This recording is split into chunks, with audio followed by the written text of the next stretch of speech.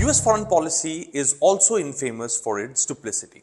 Rest of the world often speak about how America wages war against some nation on the name of restoring freedom and democracy, but if some other nation do something similar to safeguard its national interest, US would tag that nation regime as a terrorist regime.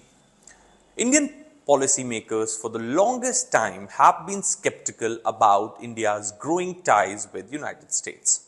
On one end, US would pat the back. On the other end, US will activate some tools, systems which would keep the friendly country in check. India and US are coming closer with each passing year. Therefore, US wants some tools and systems to be nourished so that India can be put in check, and it looks like that the new tool for the government of US is separatist Khalistan movement mushrooming on US soil.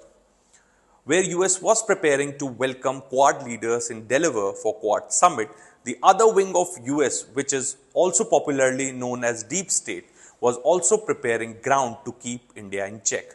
Ahead of Prime Minister Modi's visit to US, White House officials for the first time met a group of Sikh activists to assure them that US government is committed to protecting them from any acts of transnational aggression. White House meeting Preetpal Singh of the American Sikh Caucus Committee and representatives from the Sikh Coalition and Sikh American Legal Defense and Education Fund. This is the first time that the National Security Council has held a meeting with these Sikh separatists. The meeting is said to have been initiated by White House, also in a way a direct endorsement for such anti-India groups mushrooming on US soil. Congressman Adam Schiff early this week introduced the Transnational Repression Reporting Act of 2024, which would require the Attorney General in coordination with other relevant federal agencies to report cases against people in United States. Also interestingly, earlier this week only, declared terrorist by Indian government Guru Patwant Singh Pannoon filed a civil lawsuit alleging the Indian government of hatching a conspiracy to assassinate him, after which summons was issued by District Court in New York to the Government of India, NSA Ajit Doval, former RNW Chief Samantha Goel, Vikram Yadav and Nikhil Gupta.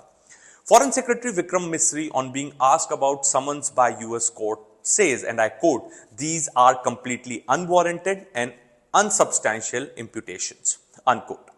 After murder for hire case, the details of which were shared by US government with the Indian government, and government of India in fact had also set up a high-level committee to look into the allegation, there has been some hiccups in US-India relations.